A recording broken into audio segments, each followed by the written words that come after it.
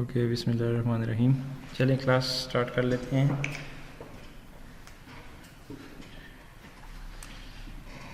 आज की क्लास में हम प्रोजेक्टाइल मोशन को डिस्कस करेंगे।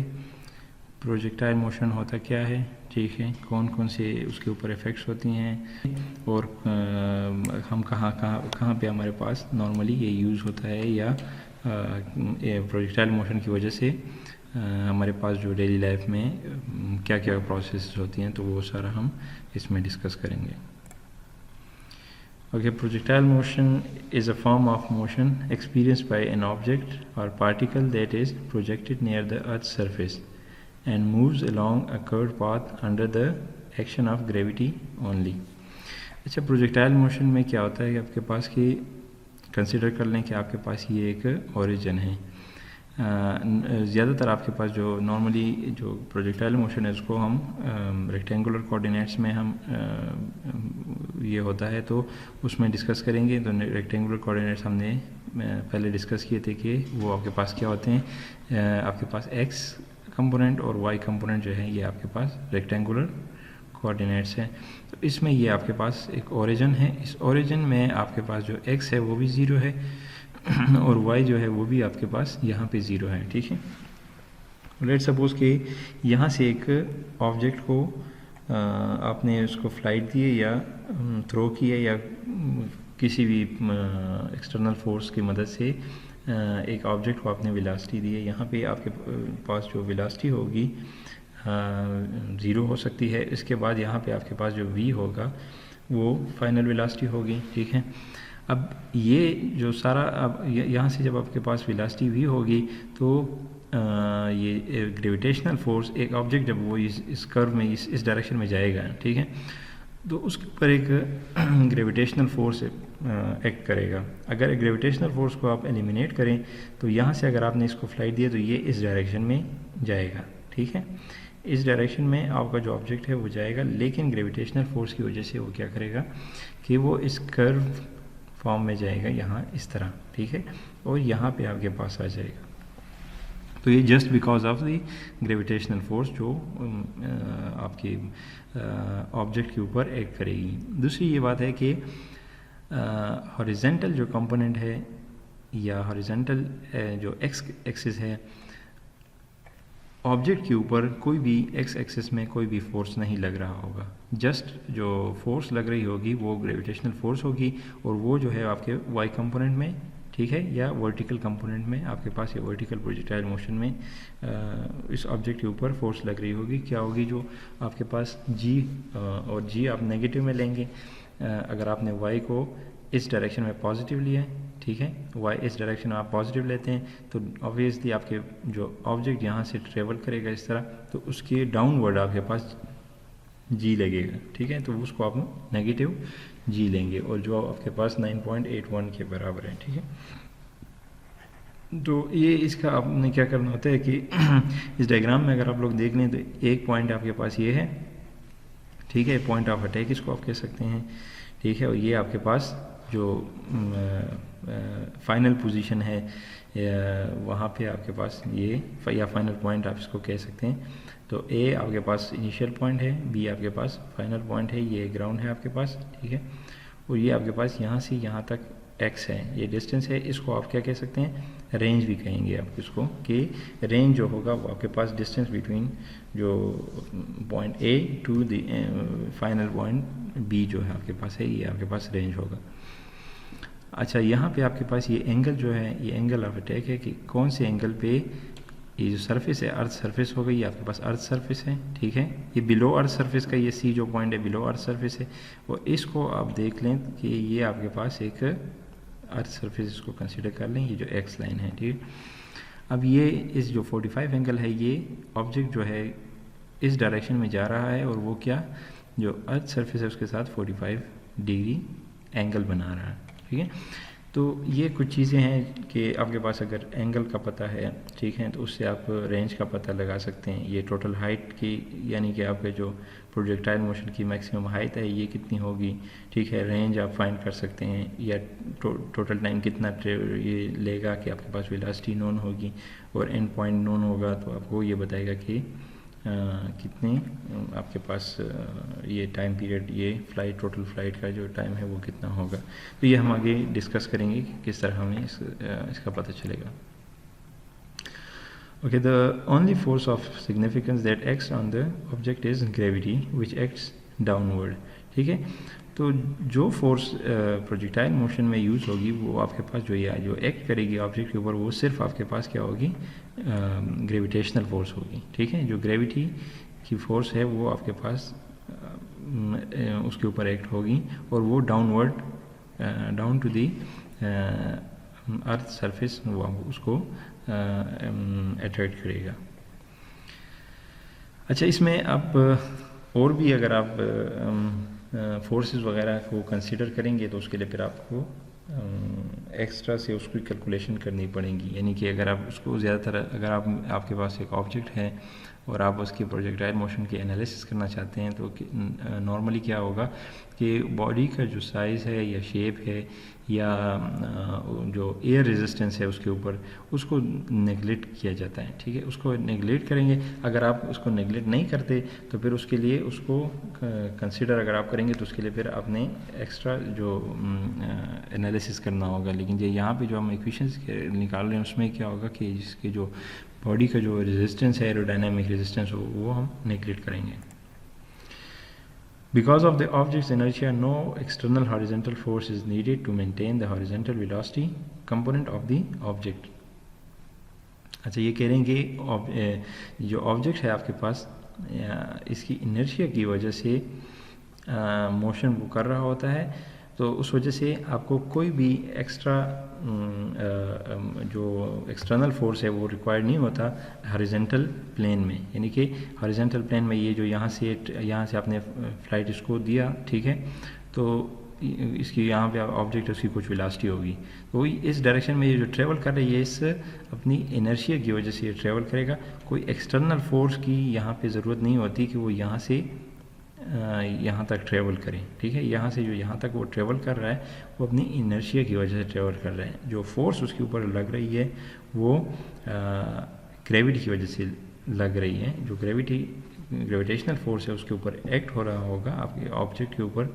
अगर ये आप इसको नेगलेक्ट करें या जो ऑब्जेक्ट है अगर वो उसके ऊपर ये ग्रेविटेशनल फोर्स एक्ट नहीं हो रहा होगा, तो क्या होगा कि आपका जो ऑब्जेक्ट है वो यहाँ इस पाथ की बजाय वो यहाँ पे जिस एंगल में वो ट्रेवल कर रहा है उस एंगल में उसकी मोशन होगी आपके पास।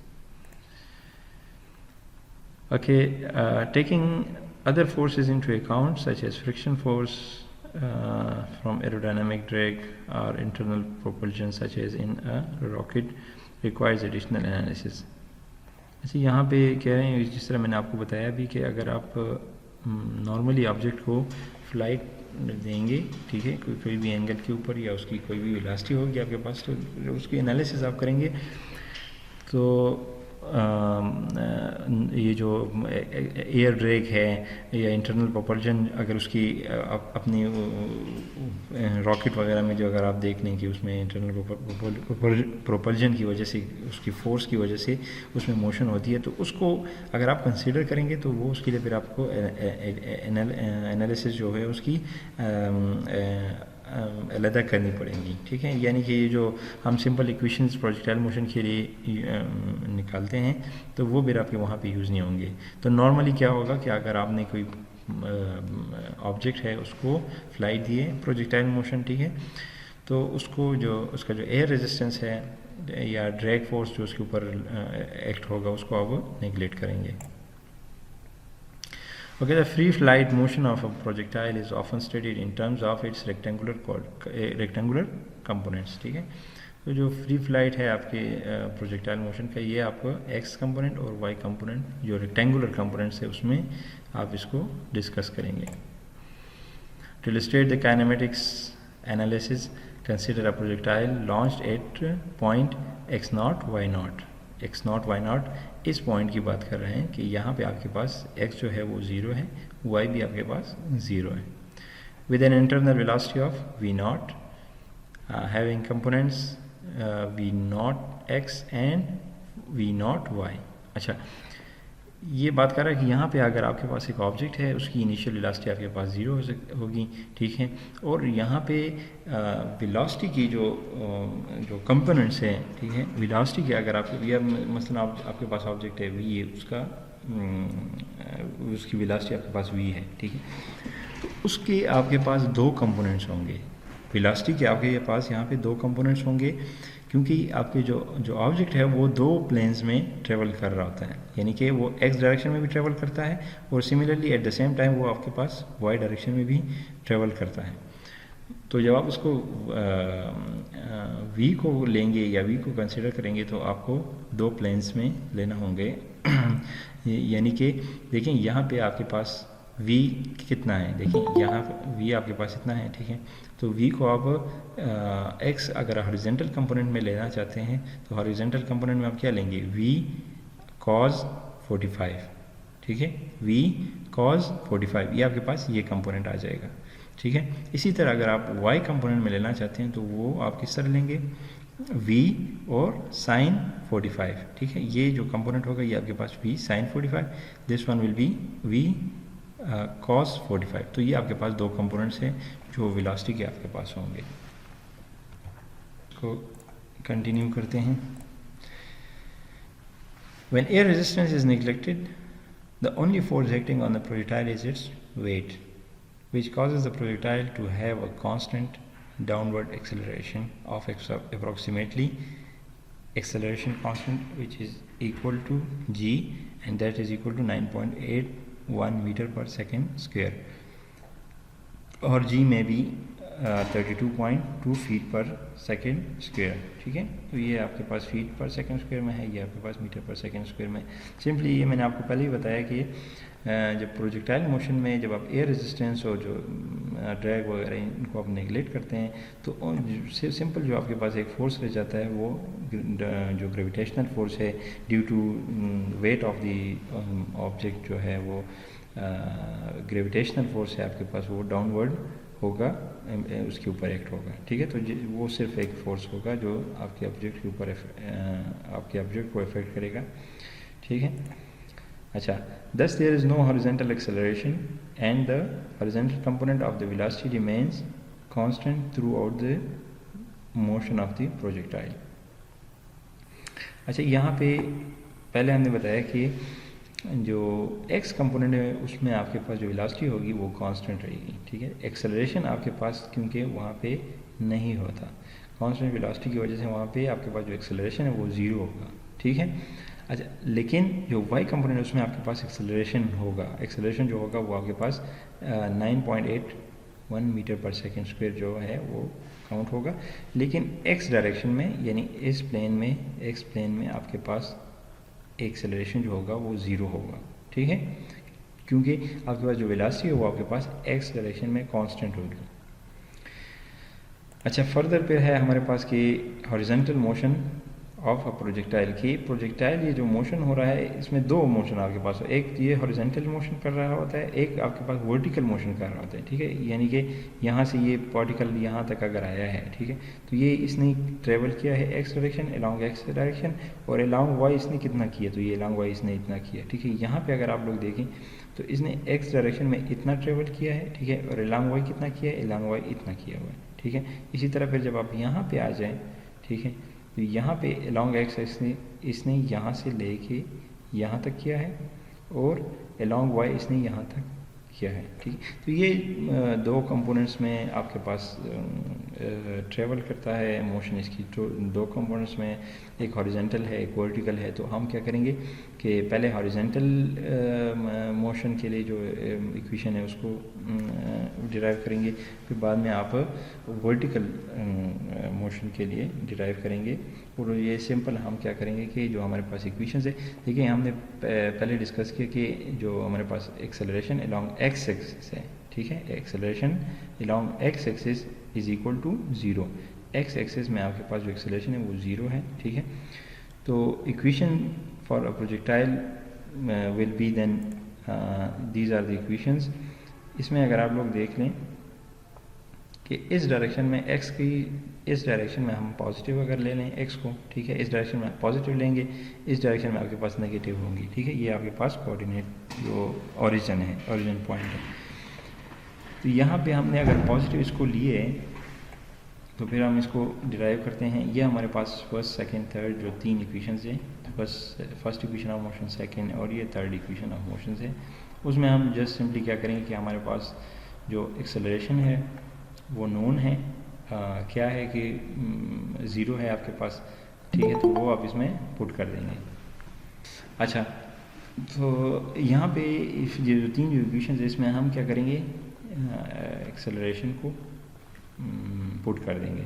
अच्छा, फर्स्ट इक्वेशन जो है हमारे पास कि final velocity is equal to initial velocity plus acceleration into time, ठीक है, ये आपके पास एक इक्वेशन है। इसमें आप जस्ट क्या करें कि यहाँ पे जो एक्सेलरेशन है इसकी जगह पे आप 0 पुट कर दें, क्योंकि हमारे पास जो x डायरेक्शन में है आपके पास एक्सेलरेशन 0 है।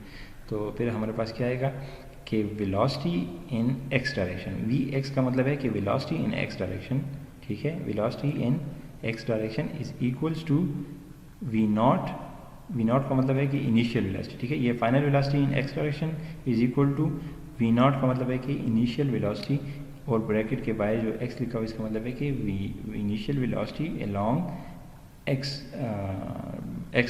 कंपोनेंट या x डायरेक्शन, ठीक है। तो ये आपके पास फर्स्ट इक्वेशन में से ये आ जाएगा। सेकंड इक्वेशन में भी आपके पास जो है पॉजिटिव, राइट साइड पे आपके पास x पॉजिटिव होगा, तो ये आपके पास है x जो आपके पास डिस्टेंस है, ठीक है, तो ये final distance is equal to initial distance plus initial velocity into times plus half acceleration times square, ठीक है, ये आपके पास सेकंड इक्वेशन है। इसमें जब आप एक्सेलरेशन को 0 पुट करेंगे यहाँ पे, ठीक है, तो आपके देखते हैं कि हमारे पास क्या आता है। देखिए x आपके पास जो डिस्टेंस है, ठीक है, ये इसकी बात कर रहे हैं, ये आपके पास डिस्टेंस है, ठीक है, is equal to x naught आपके पास इनिशियल डिस्टेंस है, यानी कि अगर आपने यहाँ पे काउंट, यहाँ से आप काउंट करते हैं यहाँ पे, ठीक है, तो ये आपके पास फाइनल डिस्टेंस होगी, और ये आप फाइनल डिस्टेंस आपके पास यहाँ x होगा, और इनिशियल यहाँ पर ये आपके पास इनिशियल होगा, ठीक है, तो ये x नॉट होगा, ये टोटल आपके पास x होगा। अच्छा, देन आपके पास है कि v नॉट, ठीक है, v नॉट आप अपनी जगह पे लिख लेंगे, v नॉट ऑफ x हो जाएगा आपके पास, यानी कि v naught v initial velocity है, ठीक है, v जो initial velocity along x axis, तो आप इसको कर देंगे initial velocity along x into time, ठीक है, तो ये आपके पास इनटू टाइम हो जाएगा। और ये पूरा जो टर्म है ये आपके पास, जिस तरह यहाँ पे आपके पास पूरा टर्म 0 हो गया है, ठीक है, यहाँ पे नहीं रहा, इसी तरह यहाँ पे भी आपके पास अगर ये 0 हो जाएगा तो ऑटोमेटिकली आपके पास ये सारा टर्म आपके पास 0 हो जाएगा। अच्छा, थर्ड में आप लोग देख लें कि यहाँ पे आपके पास है v square is equal to v naught square plus 2ac into x minus x naught, ठीक है। तो यहाँ पे भी आप अगर देख लें तो इसमें से भी आपके पास देखिए, यहाँ पे अगर आप पुट करेंगे 0 तो ये टर्म आपके पास सारा 0 हो जाएगा, ठीक है। अब रह क्या गया आपके पास कि v square is equal to v naught square, v जो आपके पास x हो जाएगा, v यानी कि वेलोसिटी अलोंग x, तो ये vx हो जाएगा is equal to v naught along x, v naught into x ये हो जाएगा, और अंडर रूट लेंगे दोनों का तो आपके पास वो ख़त्म हो जाएगा, और vx is equal to v naught into x, ठीक है। तो यहाँ पे इस जो 3 इक्वेशंस है इनमें से आपके पास प्रोजेक्टाइल मोशन के लिए आपके पास ये इक्वेशंस आ जाएंगी, ठीक है। तो इसमें यह है कि फर्स्ट इक्वेशन में आपके पास जो इनिशियल वेलोसिटी है वो आपके पास कांस्टेंट हो जाएगी, will be same as final velocity, ठीक है। तो इनिशियल वेलोसिटी थ्रू आउट आपके पास सेम रहेगी, इसीलिए initial velocity will be same as final velocity along x axis, ठीक है। अच्छा, the first and last equation indicates that the horizontal component of velocity always remains constant during the motion, ठीक।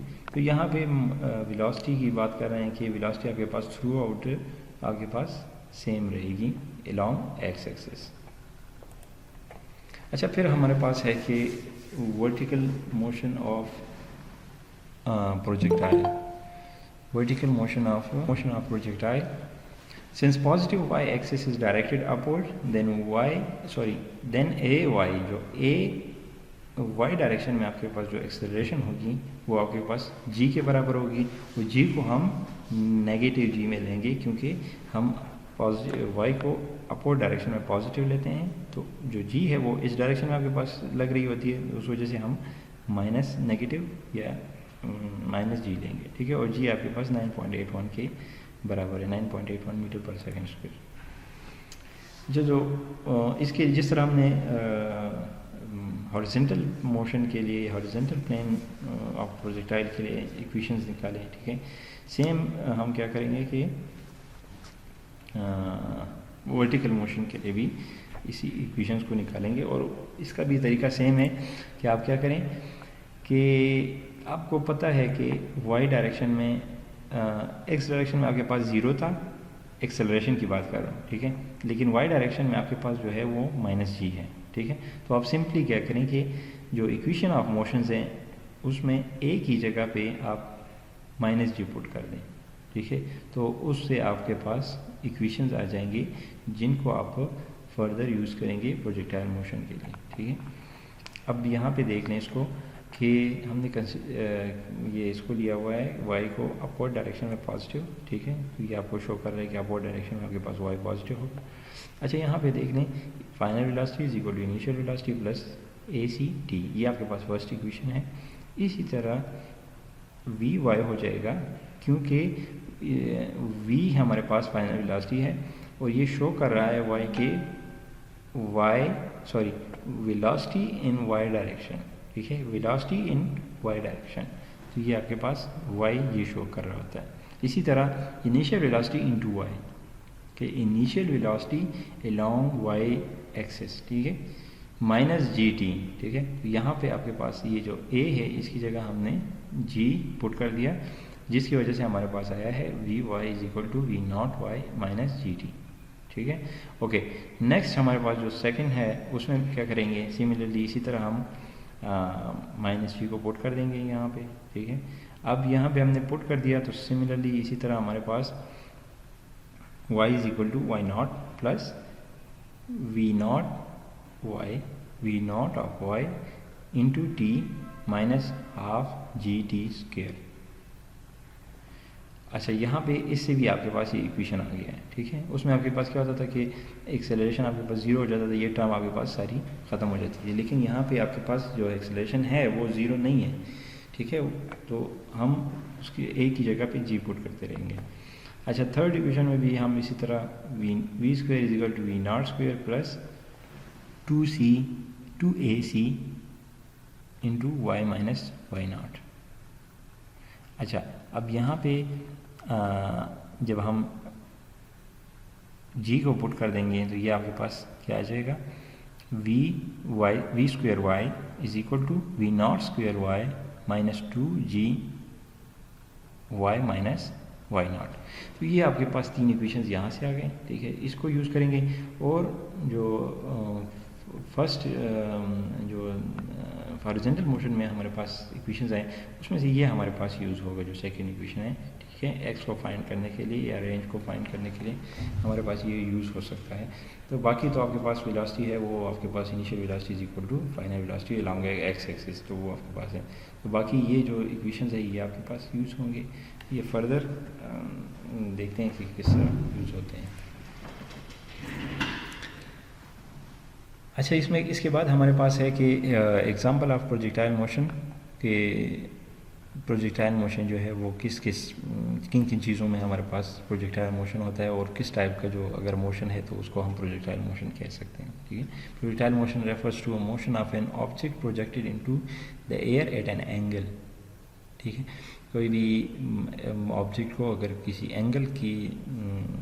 Angle पे उसको flight दी है या इसको project किए है, ठीक है, या उसको लॉन्च किया है तो वो आपके पास प्रोजेक्टाइल मोशन होगा, उसको हम प्रोजेक्टाइल मोशन कहते हैं। उसकी कुछ एग्जांपल्स आपके पास जो है उनमें है आपके पास सॉकर बॉल है, फिर बेसबॉल है आपके पास, एंड एथलीट लॉन्ग जंपिंग है, ये भी आपके पास प्रोजेक्टाइल मोशन में आता है, ठीक है। देन आपके पास है कि वाटर फाउंटेन्स, कि वाटर की जो फाउंटेन्स है आपके पास वो प्रोजेक्टाइल मोशन। अच्छा, इसके अलावा और भी कई हैं लेकिन ये जस्ट एक सिंपल सी कुछ एग्जांपल्स है ताकि आपको क्लियर हो जाए कि कहाँ कहाँ पे प्रोजेक्टाइल मोशन हम यूज़ कर सकते हैं। अच्छा, जो सॉकर बॉल है इसमें आप देख लें कि एक प्लेयर है, उसने बॉल को हिट किया है, ठीक है। अब ये बॉल जो है एक ख़ास एंगल के ऊपर फ्लाई हुआ है।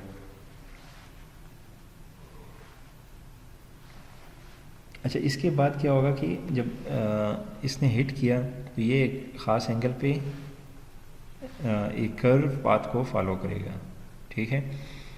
अच्छा, इसकी वेलोसिटी अगर हमें पता हो, ठीक है, इसकी हाइट अगर हमें पता हो और इसकी अगर वेलोसिटी पता हो, हाइट का पता हो, ठीक है, तो हम क्या कर सकते हैं कि यहाँ से हमें ऑटोमेटिकली अंदाज़ा हो सकता है कि इसका जो फाइनल पोजीशन होगा वो कहाँ पे होगा, ठीक है। अगर हम फाइंड करना चाहें, यानी कि इसका भी फाइनल पोजीशन का पता नहीं है ना, ये यहाँ पे आया हुआ है, ये कहाँ पे जाएगा, ये यहाँ पे आ जाएगा, ये यहाँ पे इस तरह आएगा, किस तरह, ये इसकी ये जो x की बात मैं कर रहा हूँ कि ये कितना होगा, ठीक है। तो ये x आपके पास रेंज है, इसको हम फाइंड करेंगे जो हमने यहाँ पे इक्वेशन किया था, ये यहाँ पे इस इक्वेशन से हम इसको फाइंड कर सकते हैं, ठीक है। इससे फाइंड कर सकते हैं, जो बाकी हमने 3 इक्वेशंस और किए हैं इससे हम फाइंड कर सकते हैं। इसमें हमारे पास क्या होगा कि एक्सेलरेशन तो ऑलरेडी हमारे पास नोन है, वेलोसिटी भी हमारे पास नोन होगी, ठीक है। और हम उसमें क्या कर लेंगे, इसमें पुटिंग कर देंगे तो हम इसमें से फाइंड कर लेंगे, हमारे पास जो रेंज होगा वो फाइंड कर लेंगे। हमें ऑटोमेटिकली पता चलेगा कि ये कितना यहाँ पे आपके पास कहाँ पे ये स्ट्राइक करेगा ग्राउंड के ऊपर, ठीक है। अच्छा, दूसरा हम क्या कर सकते हैं कि टोटल टाइम हम फाइंड कर सकते हैं कि जो फ्लाइट टाइम है वो कितना होगा हमारे पास, ठीक है। तो उसको हम फाइंड आउट कर सकते हैं, लेकिन उसके लिए ये होगा कि कुछ हमारे पास जो रिक्वायर्ड वैल्यूज़ हैं वो हमें पता होना चाहिए, यानी इसका एंगल का पता होना चाहिए, इसके हाइट का पता होगा, टोटल जो रेंज है अगर उसका पता है तो उसका आप टाइम फाइंड कर सकते हैं। या अगर टाइम है और ये कुछ चीज़ें इसमें मिसिंग होंगी तो उनको आप इक्वेशंस की मदद से फाइंड कर सकते हैं। अच्छा, सिमिलरली आपके पास जो बेस बॉल है वो भी आपके पास जो है, एक मिनट, अच्छा, जो बेस बॉल है आपके पास, that is also example of projectile motion. इसमें भी आप लोग देख लें कि एक प्लेयर जो है उसने बॉल को हिट किया हुआ है यहाँ से, ठीक है, यहाँ पे इसने हिट किया, तो ये क्या करेगा, एक पाथ फॉलो करेगा जो आपके पास एक प्रोजेक्टाइल मोशन होगी। अब यहाँ पे आप लोग देख लें कि अगर इसने इसको हिट किया और यहाँ पे आप इसकी जो ग्रेविटेशनल फोर्सेस के ऊपर डाउनवर्ड लग रही है, अगर आप उसको हटा दें तो ये बॉल जो है हमेशा इस तरह अपवर्ड डायरेक्शन में मोशन करता रहेगा, ठीक है। ये जो प्रोजेक्टाइल, ये जो कर्व पाथ बना रहा है, ये नहीं बनाएगा फिर। तो ये इसलिए ये बनाता है क्योंकि यहाँ पे जो बॉल है उसकी वेट की वजह से यहाँ उसके ऊपर जो ग्रेविटेशनल फोर्स है वो एक्ट हो रहा होता है, वो आपके पास ये कर्व बना लेता है। इसमें भी आप देख लें कि यहाँ पे आपके पास अगर थीटा नोन है, ये आपके पास ग्राउंड है, ठीक है, सरफेस है, ये आपके पास इनिशियल पोजीशन है, ये आपके पास फाइनल पोजीशन है। यहाँ पे आप वेलोसिटी अगर नोन है आपके पास तो आप टाइम को फाइंड आउट कर सकते हैं, ठीक है। यहाँ पे या वेलोसिटी अगर नोन नहीं है, बाकी नोन है, तो आप वेलोसिटी भी फाइंड कर सकते हैं, ठीक है। और ये जो इक्वेशंस है उनकी मदद से लॉन्ग जंपिंग जो है एथलीट, यहाँ पे उसकी फर्स्ट पोजीशन है, यहाँ पे आपके पास फाइनल पोजीशन है। तो ये अगर यहाँ से जंप करेगा, इसकी अगर आपको वेलोसिटी का पता हो और टाइम का पता हो तो आप एग्जैक्टली फाइंड कर सकते हैं इसकी रेंज की। ये अगर यहाँ से इतने वेलोसिटी में जंप करेगा और इतना टाइम लेगा तो ये कहाँ पे जाएगा, ठीक है। इसका जो फाइनल जो डिस्टेंस होगी, यानी जो रेंज होगी वो कहाँ पे होगी, तो वो आप इसे फाइंड कर सकते हैं। अच्छा, फिर है हमारे पास के वाटर फाउंटेन्स ये आपके पास डिफरेंट जो डिज़ाइन है उसके बने होते हैं, ठीक है। तो आप इसको किस तरह बना सकते हैं या डिज़ाइन कर सकते हैं कि यहाँ पे आप देख लें कि एक जेट लगा हुआ है, एक पाइप लगा होता है, उसमें डिफरेंट जेट्स लगे हुए हैं, ठीक है। ये जेट लगा हुआ है, ये अलग जेट है, ये सारे जेट लगे हुए हैं और एक ख़ास वेलोसिटी से वाटर को थ्रो कर रहे हैं, ठीक है। अब हाँ, अगर हम इसको देखें, यहाँ पे इसको डिज़ाइन किया होगा ना कि ये इनके पास एक स्पेस होगी ख़ास, ये जो अभी पिक्चर में आपको नज़र आ रहा है, तो अगर ये आप पहले से आपने डिज़ाइन ना किया हो, यहाँ पे आप सिंपली क्या करें कि एक पाइप लें, उसमें एक जेट लगाएं, ठीक है, उसको आपने एंगल भी नहीं दिया हुआ, पता नहीं कि कोई अपने आप से एक एंगल पे आप इसको सेट कर लें, तो ये तो यहाँ पे अगर ये वाटर यहाँ पे इस तरह आ रहा है, इसकी बजाय ये यहाँ पे जा सकता है, पीछे की तरफ जा सकता है, ठीक है। तो ये सारी चीज़ें जो आपके पास हैं, प्रोजेक्टाइल मोशन की जो एंगल्स हैं, उनका जो रेंज है और जो टाइम है कि कितने टाइम में ये पूरा ट्रेवल जो पार्टिकल है वो एक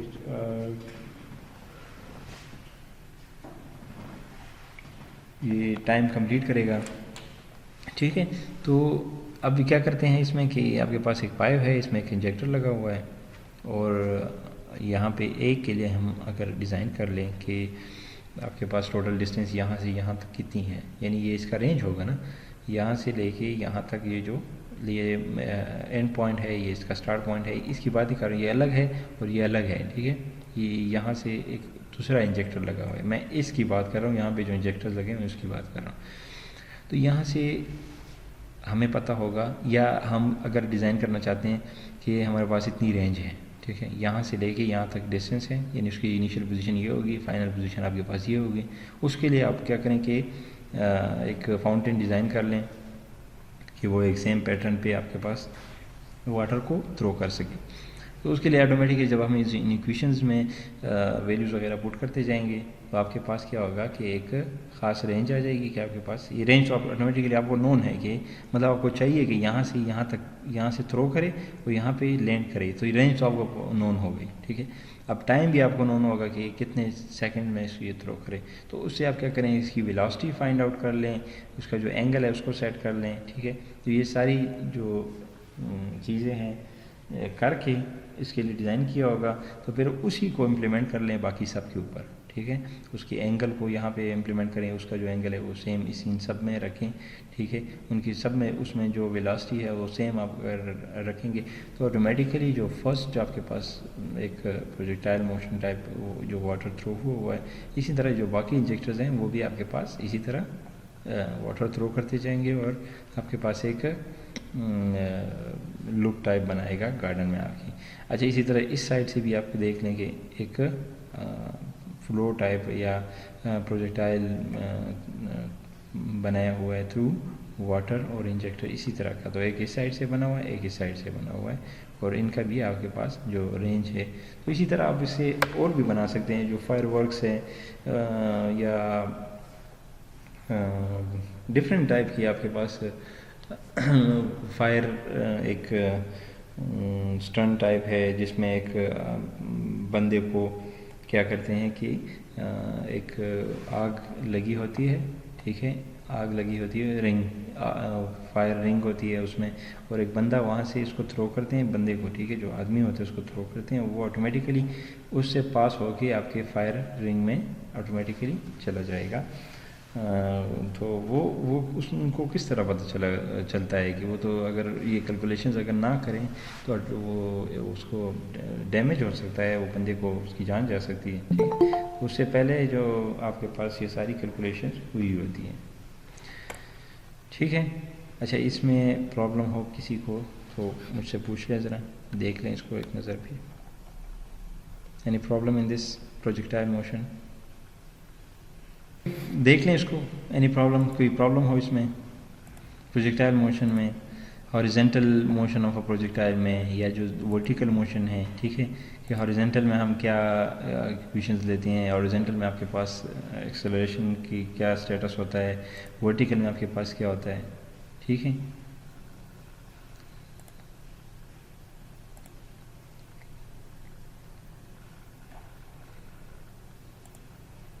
ये जो इक्वेशंस है ये आपके पास ये आपको नोन होनी चाहिए, ठीक है। ये जो आपकी जितनी भी प्रॉब्लम्स होंगी सारे में आपके पास यही इक्वेशंस यूज़ होती होंगी।